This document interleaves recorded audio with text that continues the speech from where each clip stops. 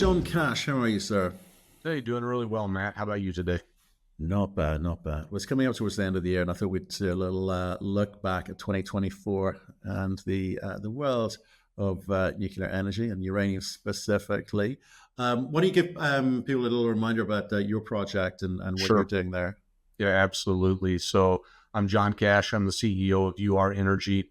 We have one project up and running in Wyoming. It's been running for quite some time, the Lost Creek mine. We are ramping up production there slowly but steadily and moving in the right direction. And we're also in the process of building out a second mine in Wyoming. It's called Shirley Basin. It's a historic project, and we're going to bring in situ back to where we believe the industry was born, or in the in situ technology. So we're excited to be doing that, and things are moving along at a great pace there. Well, look, let's talk about this space because I think it's interesting. There's energy transition solution that we're all trying to find, and where uranium and nuclear kind of fits into that mix. I've got to look at the equities market and uranium pricing. It had a flying start and then a sort of a stuttering end to the year. So, what should we celebrate about what's happened this year? I think 2024 was a watershed year for the nuclear industry. If you take a look at big data, AI, and the electrification of the grid, there's so much going on there. And I think that's really the driver for the industry and for the demand. I mean, well, I'm sure we'll talk about geopolitics at some point. But yeah, geopolitics and the electrification of the grid, two major things going on this year. Who would have thought that going into 2024 that there would be serious discussion about bringing 3 Mile Island back on? And I won't delve too deep into that right now, but that's really what's driving the market. Is there's so much more demand for electricity because of that. Reactors are staying online that were slated to be shut down, and reactors that have been shut off are looking like they're going to come back on. Dwayne Arnold, Palisades, 3 Mile Island, looks like Diablo Canyon will stay on. Those are major reactors that were slated to be shut down or were shut down, and that's a lot more energy that will be coming into the grid that's all nuclear.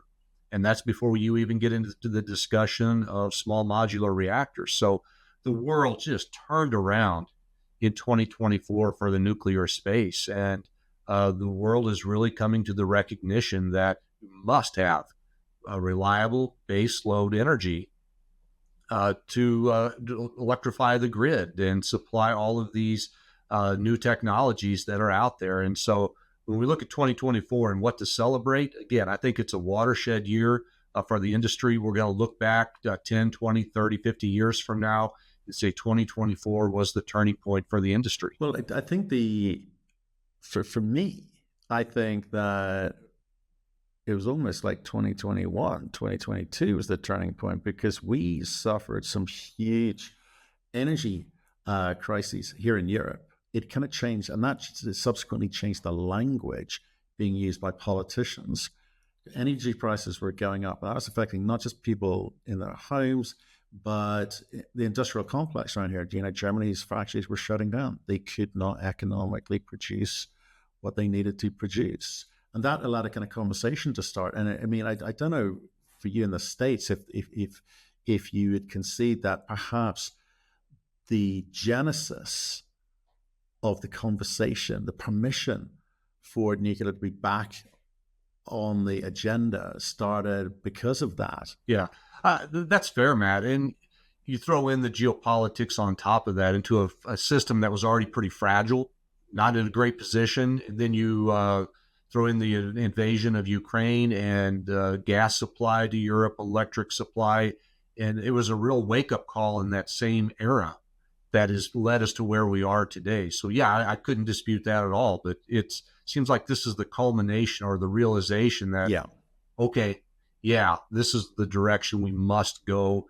Wind and solar, as good as they are in certain applications, they're not going to get us where we need to be. And so it seems like now that everyone, even entities, environmental groups that were anti-nuclear 2 years ago, are now jumping on the bandwagon. And at a minimum, they're saying, yeah, we have to have nuclear, at least for a transition period, to get to renewables. So very few people now are in opposition to nuclear power. It's full steam ahead. It's quite remarkable. I kind of didn't think I'd see it in my day, but here we are. Here we are. Things change. Black swans become white swans. Let's look at the kind of pressures that come to bear elsewhere in the kind of the supply chain, the food chain. I mean, everything starts with the political will and drive and permission, but then it kind of moves very quickly onto how the heck do we finance these things, right? So I'm not even looking at equities per se. I'm looking at the financing for the companies to do the things that they want to do. I mean, how's that evolved? I think the financiers have changed a bit, haven't they, over the last couple of 3 years? Used to be some of the big data companies, tech companies were not involved in the nuclear space at all.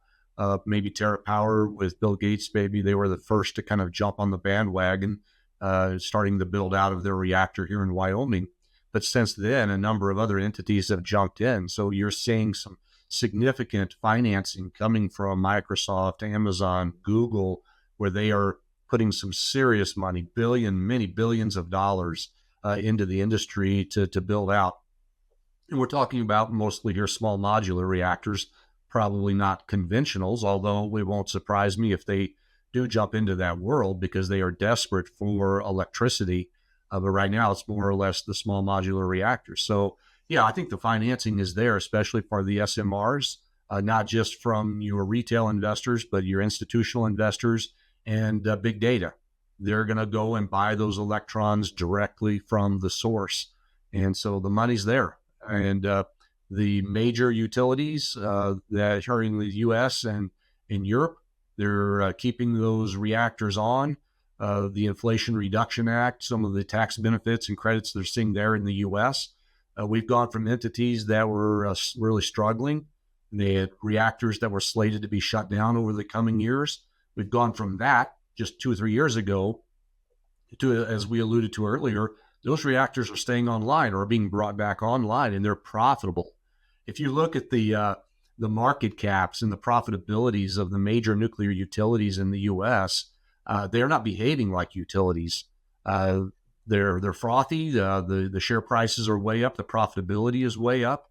And so if you had invested in utilities 2 or 3 years ago, you're doing really well right now. And so the entire dynamic has changed. The financing there to keep reactors online, to build out new reactors, it is there. It's readily available.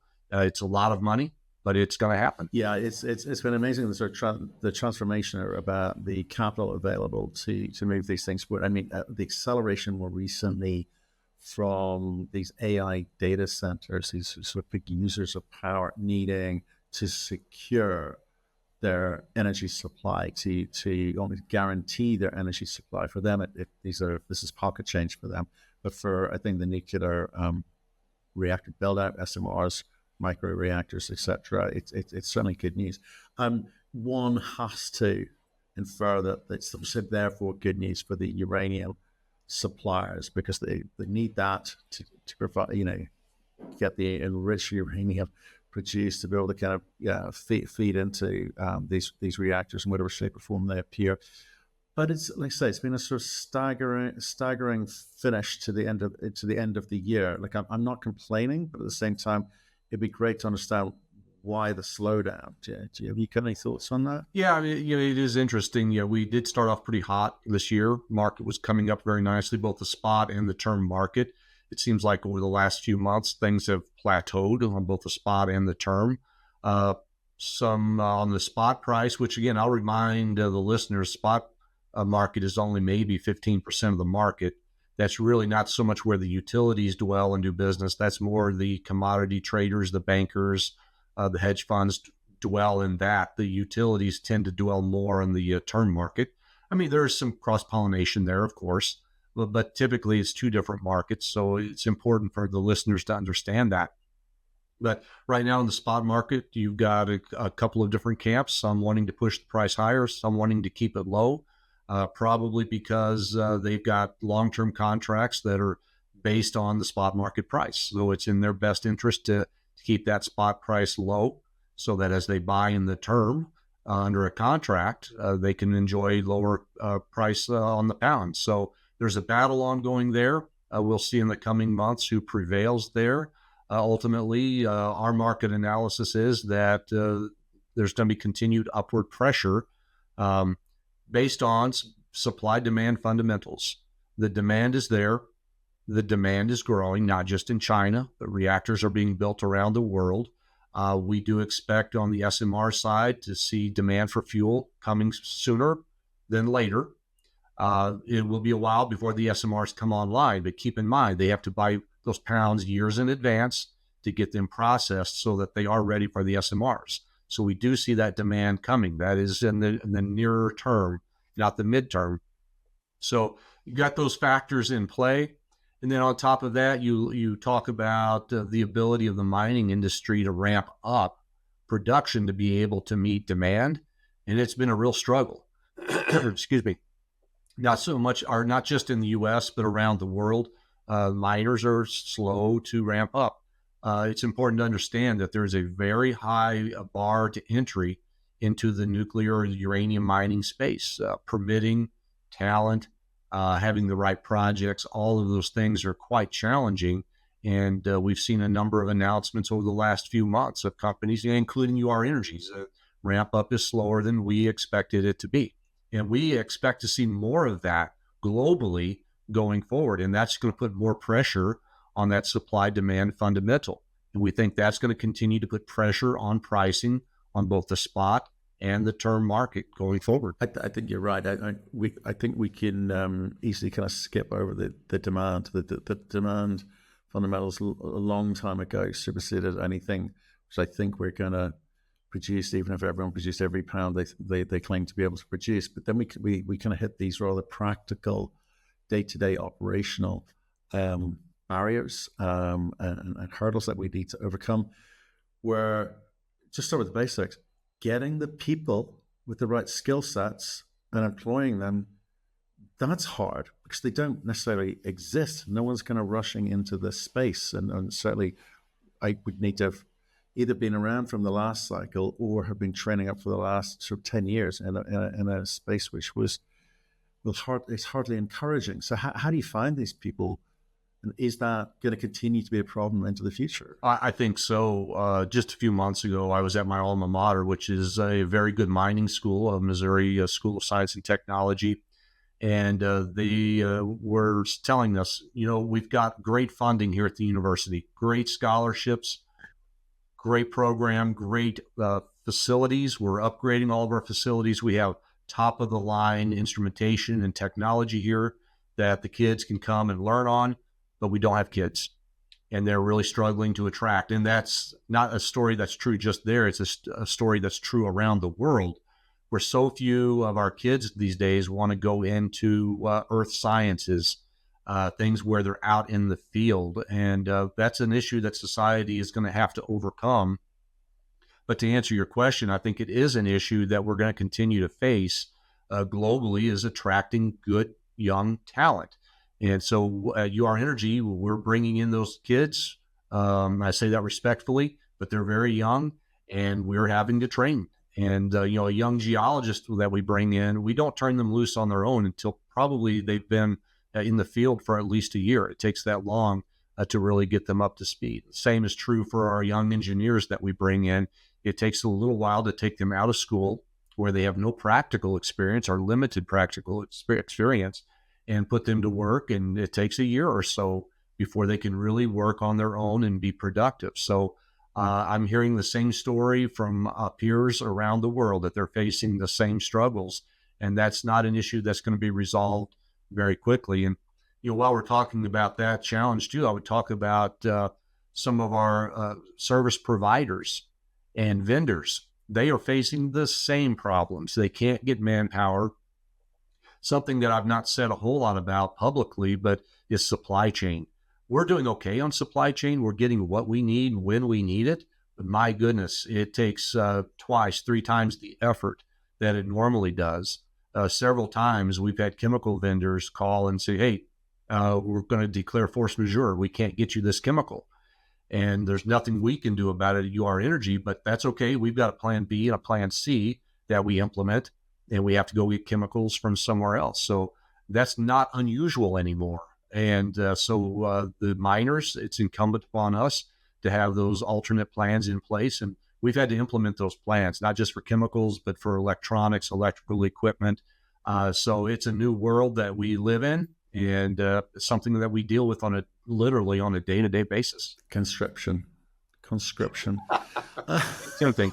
Joking, folks. Don't worry, your children are safe. But the big question is, how do you encourage people, kids of that age, to kind of move towards those earth sciences and realize the importance of it? Because if they actually looked at it and go, actually, these are really highly paid positions across the board, because not a lot of people want to do it. Scarcity, is an opportunity for these kids, for sure. But that whole narrative, I think we've experienced in the last sort of 5-6 years with the anti-fossil fuel, anti everything that is inconvenient. It seems that's kind of got to go away. I kind of feel that people have kind of got over the hump of that, and they're a little bit bored of the entitlement and the demands without the joined up thinking. And perhaps we're maybe moving into a slightly more enlightened age going forward, because energy transition is just that. It doesn't happen overnight. So we need some intelligent solutions. You may agree or disagree. I mean, what are your thoughts on that? No, absolutely, Matt, agree. I think in the uranium and the nuclear space, we've got the advantage of we are clean energy. So it's a lot easier to make that case to young people coming out of school that, hey, you should come to work for us because we were part of that transition, versus some of the other mining commodities where it's a little bit harder to make that argument, even though those are incredibly important commodities. So it is easier for us to make the case. But, we got that supply chain issue of young people going into university where they say, I don't want to go into geology. I don't want to be a mining engineer. Because mining is dirty and I don't want to be associated with that. There's no future in mining, which is absolutely untrue. Absolutely untrue. But there's not an appreciation, I think, from our young people of what mining provides. So as an industry, we have to be out there, telling the world what it is we do and how we do it. Great statistic I love to point out is our production from Lost Creek and Shirley Basin, the energy it will generate compared to the same energy from a coal-fired power plant, we're going to offset more than 300 million metric tons of CO2. That is a compelling argument. It's mind-boggling. So we need to be out there, preaching the message to young people to get them into the industry. We got to convert that to how many cars does that take off the road? That's something something quantifiable. We'll try and work out what that number looks like. Maybe talk about it next time. Okay. Some of the other things like holding the supply back, I think anyway, is the fact that not a lot of exploration has happened in recent years. The big guys have stayed away from that. Not a lot of money available for explorers to come and go and do that. So when I look at the amount of pounds in the North American market being claimed by the companies, not that I think all those pounds will be produced, it's not a big number. It doesn't deal with the US's demands, let alone anyone else's. So how does North America react to that? How do the physical pounds get out of the ground? To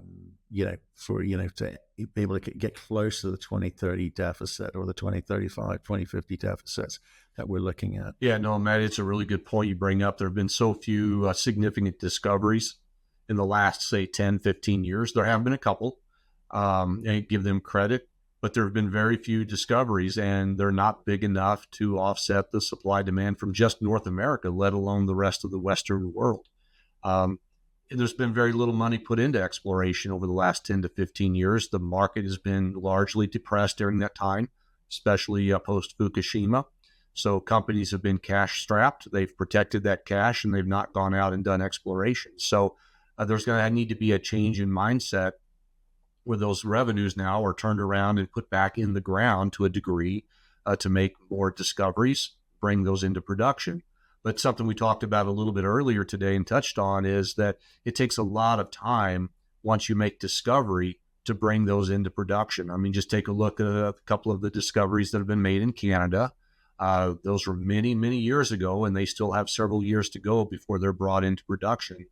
Even in the U.S., which, and if you take a look at two of the better states like Texas and Wyoming, where they have a very well-defined and understood regulatory and permitting regime, if you make a discovery today in Wyoming and you want to put it into production, you're looking at no less than a year of baseline environmental data collection.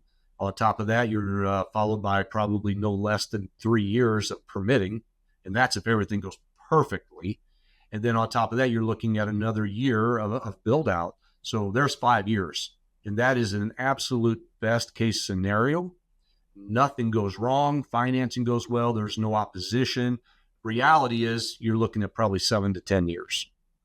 And so that's when we talk about supply demand and the balance there. It's going to take time for the miners to catch up, even with new discovery. And there are some projects out there that could be brought back into production. But, we've been at over $80 a pound now for some months, for quite a while. And has it incentivized much new production? It really hasn't. So does $80 get us where we need to be? I don't think so. I think it's going to need to be $90, $95, $100 a pound in the term market to really incentivize that production that we need globally, the exploration we need globally for the supply to catch up with demand. Do you know what? I agree with you. When I've talked to lots of uranium CEOs, I've talked to lots of people in the nuclear space. That $100 number seems to be the average, right? That seems to be the kind of consensus price.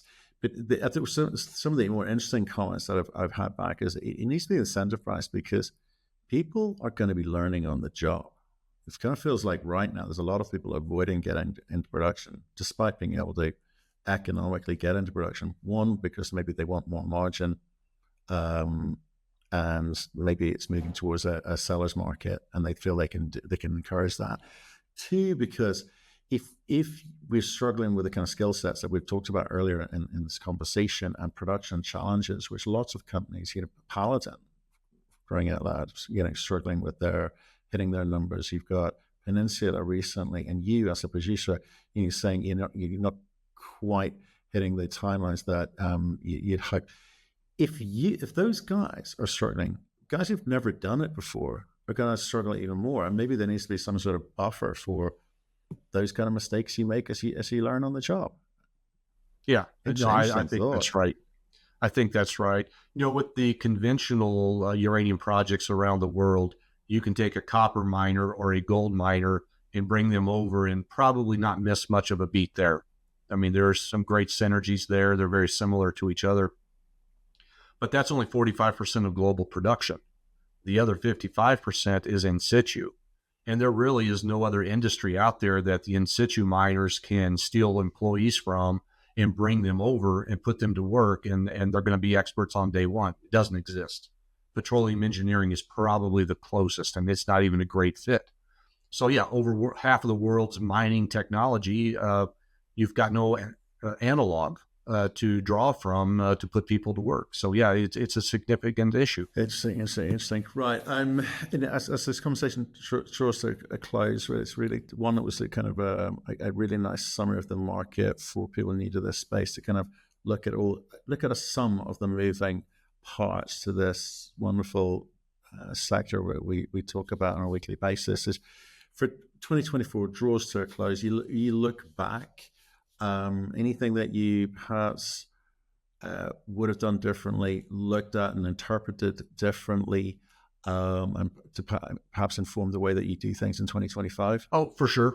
Certainly on the financing we did, I would have done some things differently there. But, when you make decisions based on what you know at that point. Hindsight is always 20/20. So we can't be too hard on ourselves for that. And just, going forward, bringing people on a little bit sooner than what we have in the past. I think that's going to be important for us as we begin hiring for Shirley Basin. We're going to start hiring some of our professional people here probably in the first quarter of next year. Labor we'll hire a little bit later on in the year.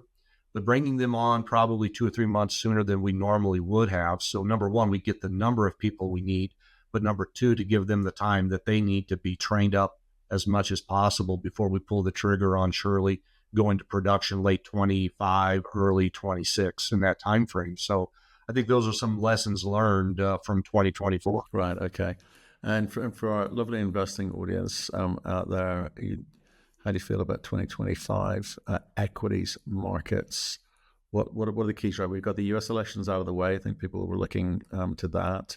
What are the kind of standard behaviors in the uranium market? So I would first say the Trump administration, we think it's a good thing especially for the uranium mining industry.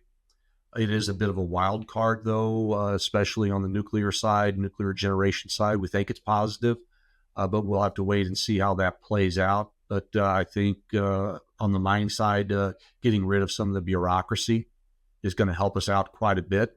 So when we look at equity prices, our equities in general, market caps, that should be helpful. Should ease permitting, same permitting, but it'll just move faster.